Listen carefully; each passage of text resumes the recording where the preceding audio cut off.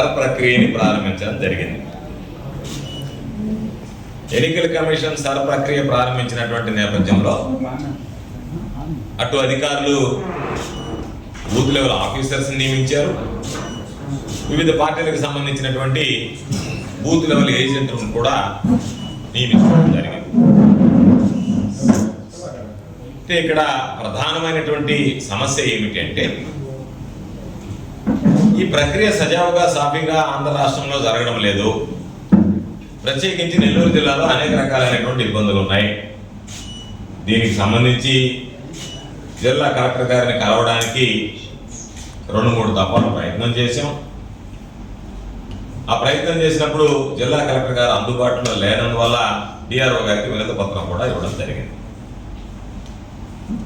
అయితే ఎన్నిసార్లు అటు మా కేంద్ర కార్యాలయం వైఎస్ఆర్ కాంగ్రెస్ పార్టీ కేంద్ర కార్యాలయం నుండి సిఇఓ గారికి అనేక సందర్భాలలో వినతి పత్రాలు ఇచ్చాం, ఫిర్యాదులు చేశాం. ఎక్కడా కూడా చలనం కనిపించేటువంటి పరిస్థితి లేదు. ప్రత్యేకించి నెల్లూరు జిల్లాలో నెల్లూరు నగరానికి సంబంధించి శాసన మండలి సభ్యులుగా ఉంటూ నెల్లూరు నగర నియోజకవర్గానికి వైఎస్ఆర్ కాంగ్రెస్ పార్టీ ఇన్ఛార్జిగా వ్యవహరిస్తున్నటువంటి చంద్రశేఖర్ రెడ్డి గారు అన్ని ఆధారాలతో సహా జిల్లా కలెక్టర్ గారి దగ్గరికి వెళ్ళాం. ఒక రాజ్యాంగ వ్యవస్థలో భాగస్వామ్యమైనటువంటి రాష్ట్రానికి మంత్రిగా వ్యవహరిస్తున్నటువంటి నారాయణ గారు ఏకంగా బిఎల్ఓలతోనే ఒక సమావేశం ఏర్పాటు చేసి ఎన్నికల కమిషన్కి సంబంధించినటువంటి ప్రక్రియలో ఒక స్వయం ప్రతిబద్ధ కలిగినటువంటి రాజ్యాంగ సంస్థ అయినటువంటి ఎన్నికల కమిషన్ విధుల్లోనే నేరుగా జోక్యం చేసుకోవడం జరిగింది. ఆ రోజు దానికి సంబంధించినటువంటి ఆధారాలను కూడా చూపించాం. నారాయణ గారు దాని గురించి మాత్రం సమాధానం ఇవ్వకుండా ఆయన ఏదో ఐకాన్ బిల్డింగ్లు అంటాడు, ఆ బిల్డింగ్లు అంటాడు, ఇసుక అంటాడు, ఇసుక దోపిడీ అంటాడు, రకరకాలైనటువంటి మాట్లాడుతున్నాడు. ఈ మధ్య కొంచెం జగన్మోహన్ రెడ్డి గారి మీద కూడా ఆయన నోరు బారేసుకోవడం కాస్త ఎక్కువగా కనిపిస్తుంది. మేమడిగేది, నువ్వు ఏ హోదాలో వెళ్ళి వాళ్ళందరినీ ఇన్ఫ్లుయెన్స్ చేయడానికి, వాళ్ళని ప్రలోభాలకు గురి చేయడానికి నువ్వు ఆ సమావేశం ఏర్పాటు చేసావు. అసలు ఆ సమావేశం ఏర్పాటు చేసేటువంటి హక్కు నీకుందా? ఏర్పాటు చేసేటువంటి అవకాశం మీకుందా? ఎందుకు ఇటువంటి మంత్రి మీద ఎన్నికల కమిషన్ చర్యలు తీసుకోవటం లేదు? మంత్రిని వెంటనే బర్తరఫ్ చేయాల్సినటువంటి అవసరం ఉంది. కానీ ఎన్నికల కమిషన్ కానీ జిల్లా ఎన్నికల అధికారి గారు కానీ కనీసం అక్కడ ఉన్నటువంటి రిటర్నింగ్ ఆఫీసర్ మీద కూడా ఇటువంటి చర్యలు తీసుకునేటువంటి పరిస్థితి కనిపించడం లేదు. అందుకని ఆ రోజు చెప్పాం, మరలా ప్రసన్న కుమార్ రెడ్డి గారి నేతృత్వంలో వెళ్ళి అయ్యా వీటికి సంబంధించినటువంటి డిజిటలైజేషన్ జాప్యం జరుగుతుందని చెప్పాం. కేంద్ర కార్యాలయం ద్వారా వెళ్ళి సిఇఓ గారికి మీరు కాస్త గడువు ఇవ్వండి, గడువు ఇప్పించండి అని చెప్పని అన్నాం. కానీ జిల్లా ఎన్నికల అధికారిగా ఉన్నటువంటి కలెక్టర్ గారు మాత్రం తేల్చి చెప్పారు, మీకు ఉండేది 5 రోజులు గడువే, మీరు ఇస్తే ఇచ్చుకుంటే లేకపోతే గమ్ముకున్నాడు, మీకు ఓటు రాదు అని చెప్పి తేల్చి చెప్పాడు. అంటే దాని అర్థం ఈరోజు రకరకాలైనటువంటి అనుమానాలు ఉన్నాయి. కొంతమంది నగరంలో మరీ ఎక్కువగా బిఎల్ఓలు నేరుగా తెలుగుదేశం పార్టీకి సంబంధించినటువంటి బిఎల్ఏలకి ఎన్యూమరేషన్ ఫారమ్స్ అప్పచెప్పారు.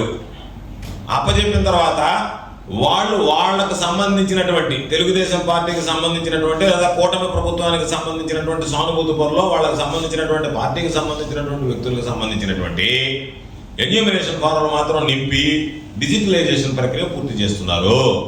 మిగతా వాళ్ళ విషయం వాళ్ళు పట్టించుకోవడం లేదు. మేము వెళ్ళి మా బూత్ లెవెల్ ఏజెంట్ వెళ్ళి అయ్యా ఎన్యూమరేషన్ ఫారం మా చేతికి ఇవ్వండి అంటే ఎన్నికల అక్కడ ఉన్నటువంటి మున్సిపల్ కమిషనర్ గారు ఏం చెప్పారు, మీకు రోజు 50 ఫారం లెక్కన తీసుకెళ్ళొచ్చు, మీరు తీసుకెళ్ళి మీరే వెళ్ళి వాళ్ళని ఫిలప్ చేసి మళ్ళీ 50 ఫారం లెక్కన రోజుకి ఇచ్చేటువంటి ఉందో అది ఎన్నికల కమిషన్ ఇచ్చినటువంటి నియమ నిబంధనలో ఒక భాగం. అయ్యా మాకు ఇవ్వండి మా చేతికి అంటే అక్కడ చూస్తే ఏమో 98%, 99% ఇచ్చేసాము అని చెప్పని స్పష్టంగా వాళ్ళు ప్రకటించేశారు. ఆ జాబితా ఇచ్చారు. ఎందుకు ఇచ్చారు? దాని మీద ఏమో ఆన్లైన్ అయ్యేటువంటి అవకాశం లేదు కదా. కాబట్టి ఎవరికి ఇచ్చామనే దానికి ఆధారాలు లేవు కదా. మేము ఇచ్చేసాం అయిపోయింది అని చెప్పాను నేను. దానికి ఎక్కడా కూడా వాళ్ళు ఇచ్చినట్టుగా ఆ జాబితా మీద మా వాళ్ళు సంతకం పెట్టలే, మా వాళ్ళ సమక్షంలో ఏమి ఇవ్వలే.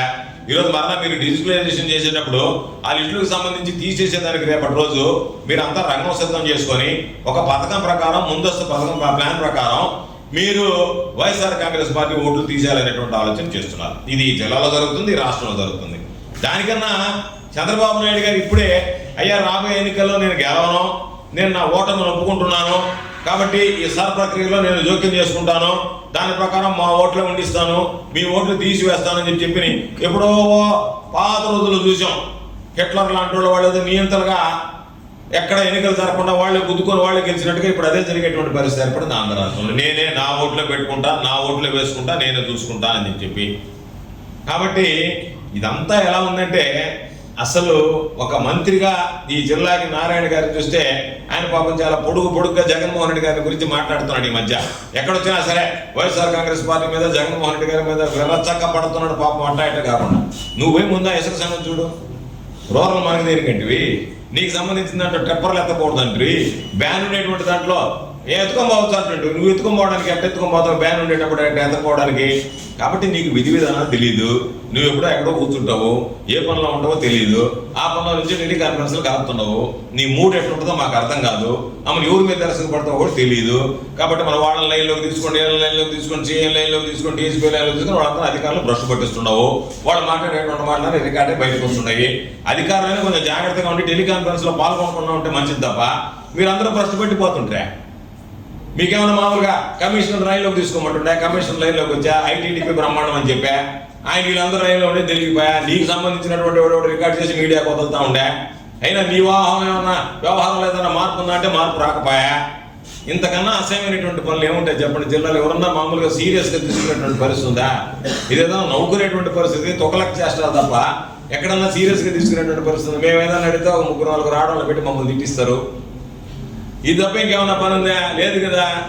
కాబట్టి నేను మీకు చెప్పేది ఏంటంటే రాజ్యాంగం సంబంధించినటువంటి ఏది ఎన్నికల ప్రక్రియ ఉందో అది అపహాస్యం పాలవుతుంటే అపహాస్యం పాలు కాకుండా మీరు అందరూ కాపాడండి అని చెప్పి మేము చెప్తే దాని మీద ఈరోజు ఆధారాలన్నీ ఉన్నాయి.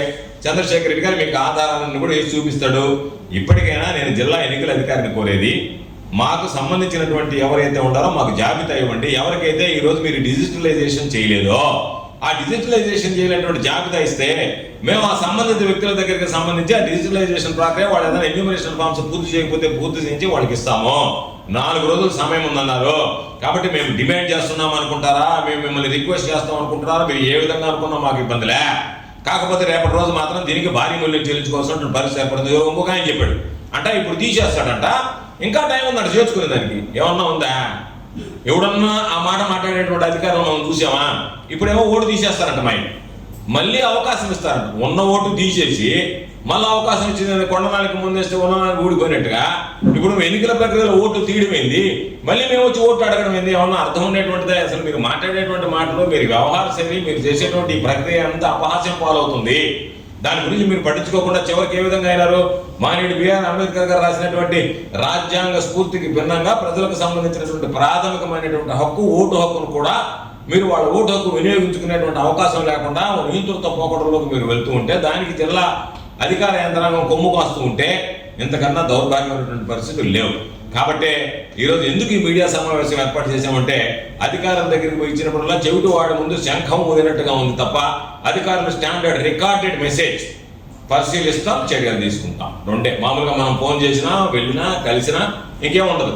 అందుకని ఆయన పరిశీలిస్తాం, చర్యలు తీసుకుంటాం అనే బదులు మీ ముందు పెడితే జనాలకి వినపడుతుంది. మీ ముందు పెట్టుకోకుండా మిమ్మల్ని పక్కన నా గోడకి చెప్పుకున్నట్టు మేము అధికారులకు చెప్పుకుంటాం. గోడకి చెప్పుకుంటే ఏం సమాధానం వస్తుంది? ఏమి రాదు. రికార్డెడ్ మెసేజ్ ఒకటి వస్తుంది. కాబట్టి దానికి సంబంధించి ఇప్పటికైనా మీరు కళ్ళు తెరిచి ఈ ప్రక్రియను పొడిగించండి అని చెప్పి మేము కోరాం. మరలా జిల్లా ఎన్నికల అధికారం కూడా కోరుతున్నాం. ఇది ఒక ప్రహసనలాగా తయారైంది కాబట్టి 4 రోజుల లోపల ఈ ప్రక్రియను పూర్తి చేయాలి. కాబట్టి మీరు కూడా జిల్లాలో జరిగినటువంటి లోపాలన్నింటినీ సరిదిద్ది వాటికి సంబంధించినటువంటి ఒక జాబితా అందించండి. ఎందుకంటే కొన్ని గ్రామాల్లో వీఆర్ఏల్ని బిఎల్ఓకి వేసారు. వీఆర్ఏల్ అంటే రెవెన్యూ అసిస్టెంట్, ఇంతకుముందు తలారులుగా పనిచేసినటువంటి వాడు. అదే వ్యక్తిని అదే గ్రామంలో మీరు వేస్తే ఆయన రాజకీయాలు ఎక్కువైపోయిన బిఎల్ఏల కన్నా కూడా నేను ఈయన ఓటు అంటున్నాను ఒక దగ్గర. నేను ఓటు ఎవరు మీకు ఏం చేసుకుంటారో చేసుకుని అంటున్నాను. అంటే ఒక వీఆర్ఏ స్థాయి అధికారి గ్రామంలో నేను మీకు ఓటు ఇవ్వను అంటే ఎంఆర్ఓలు బతిలాడుకుంటున్నారు ఫోన్ చేసినట్టు. కాదులే పోయి కొంచెం ఇయ్యా. ఆ పరిస్థితికి దిగజారిపోయింది వ్యవస్థ. అధికారులు చెప్తే మళ్ళా సీఈఓ గారి పర్మిషన్ కావాలంటే ఆయన మార్చాలంటే వీఆర్ఏని మార్చి వేరే వాడిని వేయాలంటే ఆయన నేను ఈయన అంటున్నాడు ఒకటే మాట, నేను మీకు ఓటు ఇయ్యను, మీరు ఓటు వేయడానికి లేదు, మీకు ఇస్తే వైఎస్ఆర్ కాంగ్రెస్ పార్టీకి ఓటేస్తారు, కాబట్టి నేను తెలుగుదేశం పార్టీ వాడిని, నేను ఈ గ్రామస్తుడిని, కాబట్టి నేను మరలా చంద్రబాబు నాయుడు అధికారంలోకి రావాలని కోరుకుంటాను, కాబట్టి మీకు ఓటు ఇయ్యను అంటే కలెక్టర్ గారికి చెప్పాం, ఎన్నికల అధికారులందరికీ చెప్పాం, అక్కడ ఉన్నటువంటి రిటర్నింగ్ ఆఫీసర్కి చెప్పాం. ఎవరికి చెప్పినా అతను బేఖాతరు చేస్తున్నాడంటే అంత దమ్ము ధైర్యం ఎక్కడి నుంచి వచ్చింది?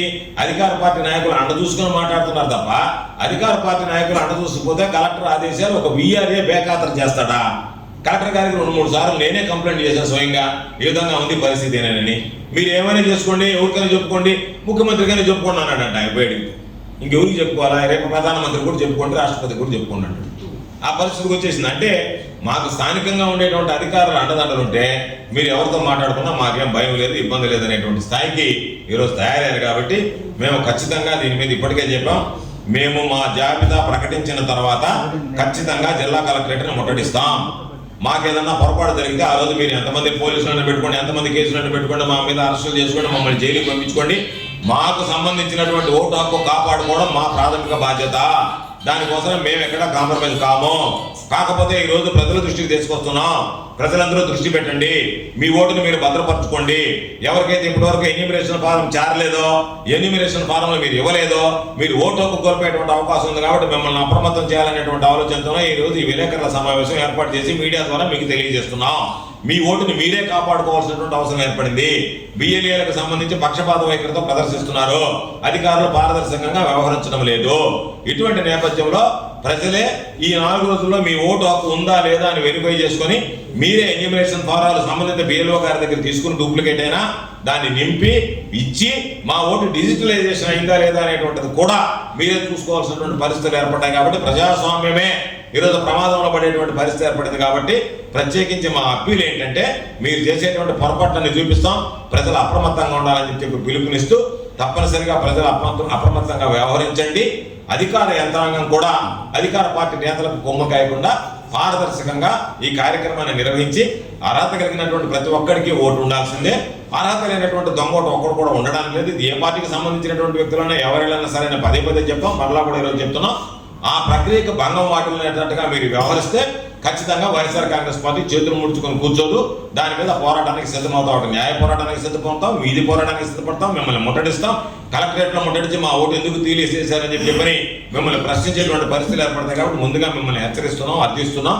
మీరు తగు చర్యలు తీసుకుని అర్హత కలిగినటువంటి ప్రతి ఒక్కరికి ఓటు ఇచ్చేటువంటి విధంగా దొంగ ఓటులు లేకుండా చర్యలు తీసుకోవాల్సిందిగా జిల్లా అధికార యంత్రాంగాన్ని కోరుతున్నాం. అదే ప్రజలకు కూడా విజ్ఞప్తి చేస్తున్నాం. మీ ఓటును మీరు భద్రపరుచుకొని మీ ఓటు హక్కును మీరు వినియోగించుకోవాలి అంటే ఎన్యూమరేషన్ ఫామ్స్ మీకు చేరకపోతే వాటిని నింపిన తర్వాత బిఎల్ఓ దగ్గర ఇచ్చి వెళ్ళిపోకుండా బిఎల్ఓ దగ్గర నుండి డిజిటలైజేషన్ చేయండి. ఆ రోజు మాత్రం చెప్పారు, చాలా పలుకులు పలికారు, మీరు ఏది ఇచ్చినా సరే మీకు ఎక్నాలజ్మెంట్ ఇస్తామని. ఈ రోజు కనీసం ఒక్కదానికి కూడా ఎక్నాలజ్మెంట్ ఇచ్చేటువంటి పరిస్థితి లేదు. కాబట్టి మీరే దగ్గర నిలబడి నా ఓటు మీరు డిజిటలైజేషన్ చేయండి, చేస్తే నేను ఇక్కడి నుంచి కదలుతాను అనేటువంటి ఆలోచన చేస్తే తప్ప ఓటు హక్కు నిలిచేటువంటి పరిస్థితి లేదు, మీరు కాపాడుకునేటువంటి పరిస్థితి లేదు. కాబట్టి ఖచ్చితంగా ఆ దిశగా మీరు అందరూ ఆలోచన చేయాలని చెప్పి నేను కోరుకుంటూ, ఖచ్చితంగా ఎన్నికల అధికార యంత్రాంగం కూడా పారదర్శకంగా వ్యవహరించాలని చెప్పి నేను విజ్ఞప్తి చేస్తున్నాను. తెలుగుదేశం వాళ్ళు ఒక షామ్యాన వేశారు ఈ ఎస్ఐఆర్ ప్రక్రియకి సంబంధించి. వేసుకోవచ్చు, మేము కూడా వేసాం చాలా దగ్గరలో. ఓటర్లు ఎవరికైనా ఉంటే సహకారం అందించాం, అన్ని ఎన్యూమరేషన్ ఫామ్స్ని ఫిల్ చేయడం కానీ అవన్నీ కూడా చేసినాం. మరి 47వ డివిజన్లో చేసినటువంటి దాంట్లో అక్కడికి వెళ్ళి బిఎల్ఓలు కూర్చొని, ఏదో ఒకసారి చూపించదండి, బిఎల్ఓలు అంటే ప్రభుత్వ బిఎల్ఓలు టీడీపీ వేసినటువంటి షామ్యానాల్లో కూర్చొని అక్కడ ప్రాసెస్ చేయడం చూపించారు. ఆ బిఎల్ఓల పేర్లు కూడా చెప్తా, మహాలక్ష్మి, ప్రమీల, వీళ్ళు గవర్నమెంట్ ఆఫీసర్స్. ఈమె బిఎల్ఓ, ప్రభుత్వ బిఎల్ఓ. టీడీపీ వాళ్ళకి ఏ సంబంధం అండి? దాంట్లో పెట్టి దాంట్లో బిఎల్ఓలు ఇంకొక ఫోటో చూపించు, దాంట్లో క్లియర్గా ఉంటుంది. చూడండి, వాళ్ళంతా బిఎల్ఓలు, టీడీపీ ప్రభుత్వ బిఎల్ఓలు టీడీపీ వేసినటువంటి షామ్యానాలో కూర్చొని ఇక్కడికి రండి అని చెప్పి ఓటర్లను పిలిపించుకునేటువంటి పరిస్థితి మనం చేస్తా ఉన్నామంటే ఏ విధంగా అర్థం చేసుకోవాలా? ఎందుకు మీరు రాజకీయ పార్టీల్ని ఎన్నికల వ్యవస్థకి మీరు లింక్ చేస్తూ ఉంటారు? మాతో మాట్లాడాలంటే భయపడతారు బిఎల్ఓలు, కానీ అంత దూరం వెళ్ళిపోతా ఉన్నారు. మేమేం పాపం చేసినాం?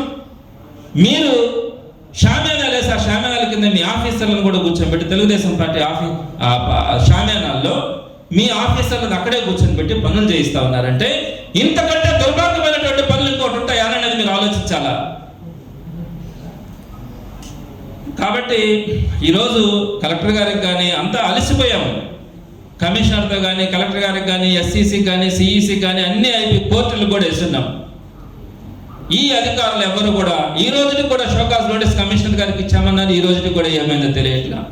మరి ఇలాంటి పరిస్థితుల్లో మరలా కూడా చెప్తున్నాం, రేపు 21వ తారీఖున విడుదలయ్యేటువంటి ముసాయిదా ఓటర్ల జాబితాలో కనుక ప్రజలకి నష్టం జరుగుంటే మాత్రం తగిన మూల్యం చెల్లించుకోవాల్సి వస్తుందని ఈరోజు టీడీపీ నాయకులు కూడా, మంత్రి గారు ప్రధానంగా మా నెల్లూరు నగర నియోజకవర్గానికి సంబంధించి అయితే జిల్లా కూడా మంత్రి ఆయన, అదేవిధంగా మిగిలినటువంటి అందరూ కూడా ఎక్కడైతే జిల్లాలో ఉన్నారో వారందరూ కూడా తగిన మూల్యం చెల్లించుకోవాల్సి వస్తుందని మాత్రం ఈ సందర్భంగా తెలియజేస్తా ఉన్నాను. ఇకపోతే రెండో అంశం, 2 మాటలు చెప్తాను. దోచుకోవడానికి ఏది అర్హత కాదు. నారాయణ గారు పదే ఇండైరెక్ట్ గా నా గురించి మాట్లాడుతున్నారు. నేను మాట్లాడిందంటే ఎప్పుడైనా ఒక సాక్ష్యం లేకుండా ఒక్క మాట కూడా చెప్పలేదు. మీరు జాఫర్ సాబ్ కెనాల్ దగ్గర పెట్టింది అది అడ్డగోలుతనమని నేను మొదటి నుంచి ఎన్జిటికి వెళ్ళి కోర్టుకి వెళ్ళి అది తప్పు అని చెప్పి నేను మొదటి నుంచి కూడా ఫైట్ చేసినాను. ఈరోజు మీరు చూసుకోండి అది ఎంత తప్పుడు నిర్ణయమో మీకు అర్థమవుతుంది. విఆర్ హై స్కూల్లోకి వచ్చేటప్పటికి మీరు చేసినటువంటి 1146 అడ్మిషన్స్ అన్నీ కూడా మీ కార్యకర్తలకు ఇచ్చారు. ఏ కార్యకర్తకి ఏ అడ్మిషన్ ఇచ్చారు, ఏ ఫోన్ నెంబర్తో ఏ అడ్మిషన్ ఇచ్చినారు అన్నది 1146 నేను మీకు రిలీజ్ చేసినాను. దాంట్లో కూడా అనేకమైనటువంటి అక్రమాలు ఉంటే అవన్నీ కూడా మీకు ఇవ్వడం జరిగింది. చెట్ల గురించి కూడా మీరు వేసినటువంటి ఎస్టిమేషన్స్ కానీ మీరు చేసినటువంటి అప్రూవల్స్తో సహా నేను వీటన్నింటినీ కూడా బయట పెట్టాను. నేను బయట పెట్టిన తర్వాత మీరు వాటన్నింటినీ కూడా లేదు దీంట్లో నుంచి కాదు, మేము ఇంకా ఫండ్స్ రిలీజ్ చేయలేదు కదా, నేను సిఎస్ఆర్ నుంచి ఇచ్చుకుంటాను, సిఎస్ఆర్ నుంచి కూడా ఇవ్వడం ఇబ్బంది అయితే నా సొంత ఫండ్స్ నుంచి ఎంచుకుంటానని మీరు యూటర్న్ తీసుకున్నారు. ఇదే కాదు, ఏ ఇష్యూలో అయినా కూడా మేము చేసినటువంటిది ఎక్కడ కూడా మీరు పార్కుల పేరుతో కూడా ఏ విధంగా చేస్తా ఉన్నారు అన్నది కూడా బయట పెడతాము. మీరు ఏ ఒక్క ప్రక్రియను కూడా సరిగ్గా చేయకుండా మేము కనుక మాట్లాడితే మళ్ళా తిరిగి మా మీద దాడి చేయడం, మేమేదో ఆయన నిరోధిస్తున్నామంట. ఆయన ఏదో చేస్తా ఉంటే అసలు అభివృద్ధి అంటే ఏంటో ఆయన ఆలోచించుకోవాలా, ఏమనుకుంటున్నారు అభివృద్ధి అన్నది. మరి ఈరోజు మమ్మల్ని తప్పు పట్టేటువంటి పరిస్థితుల్లో ప్రతిరోజు ఒక్కరోజు మాట్లాడచ్చు మంత్రిగా, ప్రతిరోజు ఎక్కడికి వచ్చినా సరే మమ్మల్ని తిట్టిపోసి నానా రకాలుగా మాట్లాడుతూ ఉన్నారు ఈ మధ్యకాలంలో. సార్ నారాయణ గారు మీరు ఒకసారి ఆలోచించుకోవాలా, మీరు ఇంకా కూడా ఆన్సర్స్ చేసుకోవాల్సినటువంటి పరిస్థితులు వస్తాయి. ఇకపోతే ఇసుక అక్రమ రవాణా గురించి స్పష్టంగా ఒక జీవో పత్రికా ప్రకటన కూడా ఇచ్చారు. 35/2026 ప్రభుత్వం ఒక పత్రికా ప్రకటన కూడా ఇచ్చింది. ఏమని ఇచ్చింది? భారత ప్రభుత్వం పర్యావరణం, అటవీ మరియు వాతావరణ మార్పుల మంత్రిత్వ శాఖ న్యూఢిల్లీ వారు నదుల్లో ఇసుక త్రవ్వకం మరియు రవాణాకు సంబంధించి కొన్ని మార్గదర్శకాలను జారీ చేసింది. సదరు మార్గదర్శకాల ప్రకారం వర్షాకాలంలో నదులలో ఇసుక తవ్వకం మరియు రవాణాకు అనుమతించకూడదు. 2026 జూన్ 1 అంటే ఒక వారం క్రితం నుంచి అక్టోబర్ 15 వరకు వర్షాకాలంలో మొత్తం పెన్నా నదిలో ఇసుక తవ్వకాలు నిషేధించబడ్డాయి. నెక్స్ట్ 2వ పాయింట్. అయితే ఈ కన్స్ట్రక్షన్కి వాటికి వీటికి ఇబ్బంది లేకుండా ఏవైతే రీచ్లు ఉన్నాయో ఆ రీచ్లలో మాత్రమే తీసుకోవచ్చు అనే ఎగ్జామ్షన్ ఇచ్చారు. పోతిరెడ్డిపాలెం, సంగం, సూరాయపాలెం, కలువాయ రాజుపాలెం, పొర్లుకట్ట, విరువూరు యార్డు, అప్పారావుపాలెం యార్డు, వెంకటాచలం యార్డులో ఆధీకృత స్టాక్ పాయింట్లో ప్రభుత్వం వారు నిర్ణయించిన లోడింగ్ ఛార్జీలు చెల్లించి కావాల్సిన పరిణామంలో ఇసుకను తెచ్చుకోవచ్చు. అంటే వీటిల్లో తీసుకోవచ్చు. మిగతా పెన్నా నదిలోకి నేరుగా వెళ్ళి మిగతా చోట్లలోకి వెళ్ళి తీసుకోవడం తప్పు, అలా చేయకూడదు, చేస్తే అది నేరం అని చెప్పి స్పష్టంగా ఇది ఇచ్చిన తర్వాత నిన్నగాక మొన్నటి రోజున 7వ తారీఖున ఉదయం 6:55 అప్పుడు ఆ వీడియోలు ఫోటోలు కూడా తీయించడం జరిగింది. మీ అందరూ కూడా బయట కూడా వచ్చినాయి. ఒక్కసారి వాటిని చూపించడం కూడా సుమారుగా 20 ట్రాక్టర్లను పెట్టి యథేచ్ఛగా ఎక్కడ పడితే అక్కడ పెన్నా నది మొత్తం దోచుకుంటా ఉన్నారు. దోచుకోవడానికి అర్హత ఏది వల్ల టీడీపీ కార్యకర్త అయితే చాలు అన్న చందాన మీరు ఎక్కడ పడితే అక్కడ నెక్స్ట్ వెళ్ళమ్మా, నెక్స్ట్ వెళ్ళు కింద క్లియర్గా మేము లొకేషన్ కానీ డేట్ కానీ టైం కానీ వీటన్నింటినీ కూడా కింద మెన్షన్ చేసి ఇక్కడ ఇసుకతో ఏ విధంగా వెళ్తున్నాయో ఇవ్వడం కూడా జరిగింది. నెక్స్ట్ కూడా పెట్టు ప్లే చేయి వీడియో సరే సరే దాన్ని ప్లే చేయలే చేయి.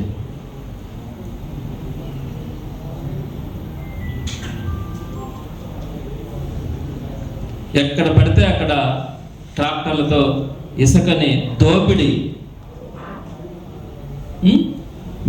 ప్రభుత్వం ఇచ్చినటువంటి మార్గదర్శకాలకి భిన్నంగా మీరు చేస్తున్నటువంటి ఈ ఇసుక దోపిడీ దేంట్లో చేయట్లేదండి. దేంట్లో దోపిడీ చేయట్లేదు. ప్రతి దాంట్లో కూడా దోపిడీ ఈ ప్రభుత్వానికి అలవాటు అయిపోయింది. మరి దీనికి సంబంధించి ఏ విధమైనటువంటి యాక్షన్స్ తీసుకుంటారో కూడా చూడాల్సి వస్తుంది. తప్పకుండా వీటన్నింటినీ కూడా కలెక్టర్ గారికి కానీ ఉన్నతాధికారులకు కానీ కంప్లైంట్ ఇవ్వడం కూడా జరుగుతుంది. అదేవిధంగా చివరిగా చెప్పేది ఏంటంటే, ఈ ఎస్ఐఆర్ ప్రక్రియలో భాగంగా మీరు గనక ఎవరైనా సామాన్యులకి నష్టం కలిగించేలాగా ఓటర్లని తొలగించినట్లయితే మాత్రం తప్పకుండా కూడా ఈ ప్రభుత్వం తగిన మూల్యం చెల్లించుకోవాల్సి వస్తుందని మాత్రం తెలియజేస్తాను. సామాన్యులకు అందుబాటులో కార్పొరేట్ వైద్యం అందిస్తున్న ఎన్ఎల్ హాస్పిటల్స్ మేనేజింగ్ డైరెక్టర్ మరియు గుండె వైద్య నిపుణులు డాక్టర్ కులారి నాగేంద్ర ప్రసాద్, డైరెక్టర్ మెదడు మరియు నరముల వైద్య నిపుణులు డాక్టర్ లావణ్య కుంకాల ఆధ్వర్యంలో సామాన్యులకు అందుబాటులో కార్డియాక్ అండ్ న్యూరాలజీ సేవలు మరియు ఎమర్జెన్సీ అండ్ క్రిటికల్ సేవలు 24 గంటలు అందిస్తున్న ఎన్ఎల్ హాస్పిటల్స్ పీవీఆర్ కళ్యాణ మండపం ఎదురుగా మాగుంట లేఅవుట్, నెల్లూరు. సంప్రదించవలసిన నెంబర్లు 9966801108, 0961232888.